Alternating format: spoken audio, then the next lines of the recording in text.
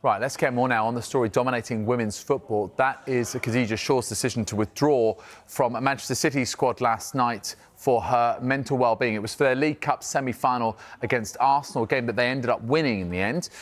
The City forward suffered racist and misogynistic abuse at the weekend after coming on as a substitute in the defeat to Arsenal in the WSL.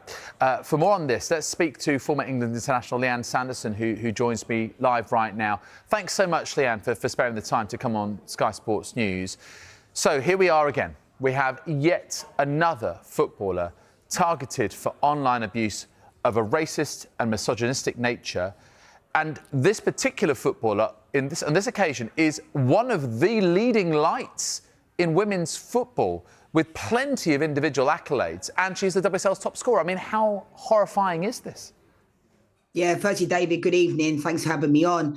Yeah, it's disgusting, it's disgraceful. And I don't think we've ever seen a moment where players have often had to step away due to their mental health in the men's game, in the women's game.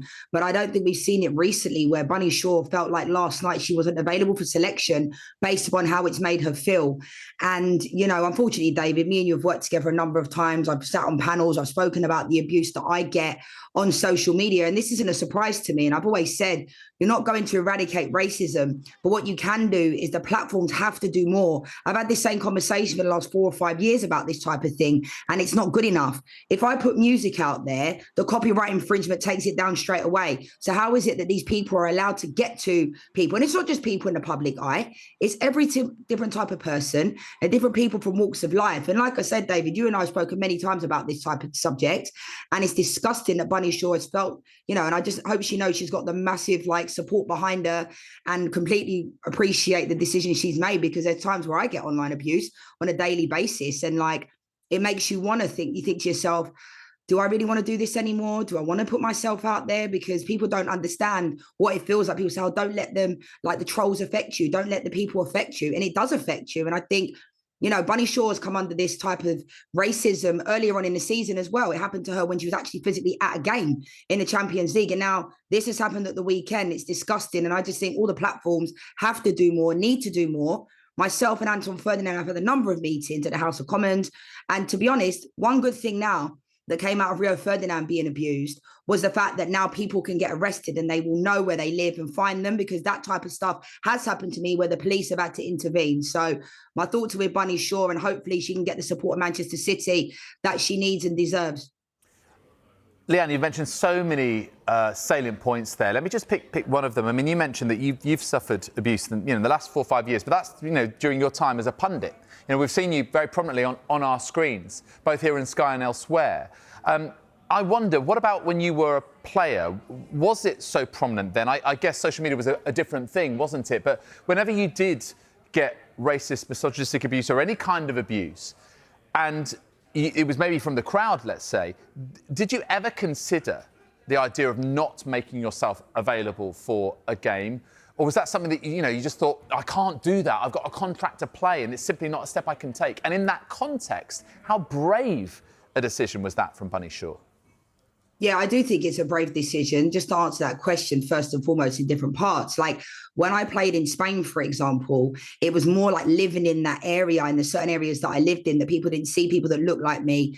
And ultimately, someone like myself, I always say I tick all the wrong boxes in some people's eyes. I'm a woman, I'm half black, a woman of colour. I work in a male predominantly followed sport. So those things happen. But when I was playing, I only retired 6 years ago, and social media wasn't as prevalent then, David. So we're living in a different era now. And I think, unfortunately, companies are reactive as opposed to being proactive. And this is why these things are happening. But then how do we stop people from being able to get to players or people in the public eye? And that's a whole nother story, because as soon as that type of emoji is put out there or that type of writing, that needs to be completely taken, out of the metaverse to a certain degree. But it's not going to happen. So I don't know what more can be done, David, to be honest, because I get sick of my own voice talking about the same thing over and over again. And to be fair, unfortunately, it happens to Vinicius Jr. on a weekly basis in La Liga. And there's times where people, can't believe when he's in tears and they want to leave the field of play. I think you do have to leave. And I think, unfortunately, we're going to get to a point where everybody will start having to, maybe Bunny Shaw's teammates might have to start, boycotting games and not turning up for games. Because What more can we do other than keep talking about it? It's not going to change anything because we've been talking for so long now, David, and there has been changes. I will say that. But it's just tiring, these types of things. And like I said, my support goes out to Bunny Shaw because it's not nice when these things happen. You know, people can say it's water for ducks back, but it doesn't work like that. You know, people can see you thriving in life and want to bring you down. But like someone like myself's had death threats before, you know, and I don't want to make it about me, but I'm just going to try and articulate how Bunny Shaw must be feeling, because there's times when I've been in tears due to the online abuse that I've received, but I haven't had to go and play in a football match where everyone's looking at me, but I've still had to step foot in front of the camera. And there's been times where I have questioned myself. And there's been times now I don't even look at my phone when I'm on TV or on radio, because I just know that people can't handle seeing people like me on television. And if you don't like me as a pundit, that's 100% your prerogative. I'm not going to lose sleep over that. But when you come at people for the color of their skin, you know, their race, their sex and those types of things, it's not nice. It's not nice. Yeah. I mean, you mentioned that point about, you know, players walking off when they've been subjected to race abuse. We've seen this before in the men's game, haven't we? Particularly Kevin Prince Boateng and Mike Maignan, the goalkeeper, both with AC Milan. We know that this is an issue not just in England, by the way, but all over the world. And you'll know that as well because you've played in Italy too, Lianne. Let me just ask you a little bit about sort of the Manchester City response. I mean, publicly, officially, they've offered Bunny Shaw all of their support. Interesting, though, what Gareth Taylor said. We spoke to him earlier. Also spoke to him after the match. And surprisingly, he hadn't spoken to Bunny Shaw before the game. And indeed, today, he sort of said the situation is the situation. He didn't want to give it any more airtime. What do you make of that? Yeah, it was quite strange, really. I mean, the fact that he's not had a conversation with her, I find it quite flabbergasting, to be honest. And hopefully there are people at Manchester City that are getting around Bunny Shaw, that are giving her that support. Because even if he hadn't had a conversation with her yet, you at least would say something along the lines of, we're with Bunny Shaw, you know, we totally support her, we're behind the decision that she's made. And that's not to say because he hasn't said that he's not behind the decision, but I think he comes from an angle that he's not on social media. I've heard him say that a number of times. I'm not on social media, it's another world, but I'm not being funny, we're all creatures of habit. I think people that say they're not on social media do check it, because, you know, we're living in 2025. But I do think, you know, it's an interesting one. And I hope that people at Manchester City and on the Jamaican national team are getting around Bunny Shaw and supporting her in the best way they can. It's interesting as well, speaking of Manchester City, Pep Guardiola, he issued a very powerful warning about the levels of hatred and division, in fact, in all areas of society, and that football, you know, necessarily is part of society. It's an intrinsic part of society. It's such an important part of people's lives. And so it's, I suppose, unsurprising that it's filtered into football. Do you agree it's not just football that needs to look at itself, but just that this is an issue that is totally endemic? Yeah, and I think with football in our country, you know, it's like our religion. We eat, sleep and breathe it. And I think it's interesting when you look at other sports like rugby, cricket, tennis, it doesn't really seem to be creeping in. I think it's still important to shed light on these situations, because every single week, I remember during COVID, we were having conversations every single week, David, on Sky about a different player getting racially abused, whether that be Ivan Toney, whether that be Carl Walker, and it continues. I think the misconception is that people think it's stopped, and it hasn't. I just think players have got so tired of talking about it and no one doing anything about it, that they just think, well, what's the point? I just need to keep going. And you become so desensitized to these things. Like when people say things to me now, it doesn't bother me anymore. Whether that's a good thing or not, I don't know, because it can affect you deep down. But like I said, I don't know, because football seems to be the only thing that people really talk about in this country. And from my understanding, whenever I've raised the issue about it being in this country, everyone's quick to say, you know, it's coming from here, it's coming from there. The percentage of trolling is coming from the Middle East. It's not even coming from here. Well, I think that's a cop-out, really, because we've seen people go in England and get arrested for these types of things, you know? And like I said, my opinion is always my opinion. It doesn't make it factual. And I think sometimes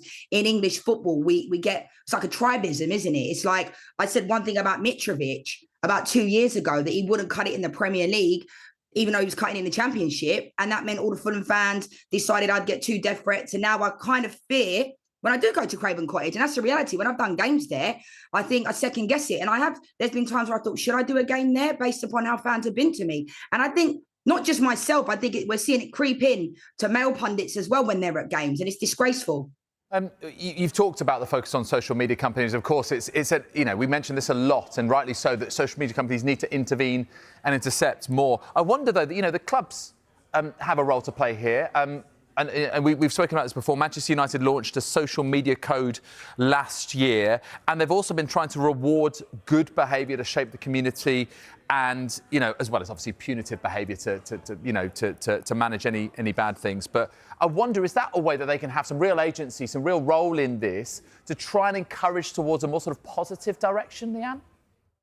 Yeah, I think, I'm all for people trying to make things happen, because when people often say, why is everybody still taking the knee? Why are we doing that? I think that it shows a sign of unity, which I'm all for. I don't think we need to divide and conquer. But I just think, like, the clubs, what more can they do? You can talk about education. What does that even look like? When I hear education, if I hear it one more time, I think I'm going to scream, because I think this is often the cop-out when people say, oh, it needs to be more educated. It starts at home, David. We're not born racist. We're not born misogynistic. We're not born that way. It's a taught behavior. It's learnt behaviors.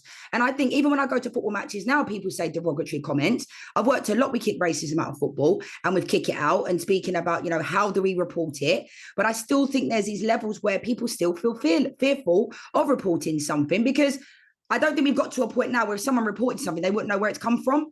And I think that's a whole nother topic in itself. So I don't know. I think that we just need to continue to, partly, I will always speak out about this type of thing, but I had to take a step back myself a couple of years ago, because it was weighing on me, David, continuously talking about negative things all the time. And it's great that I'm the spokesperson for that, but I have to take care of my mental health as well, and my well-being, because, I'm an ex-footballer. I work in television, and it was becoming my identity was talking about really difficult subjects that I'd come off of shows and stuff and feel really drained by it. And because I'm quite strong in my opinion and how I feel, I still am a human, and I still have feelings.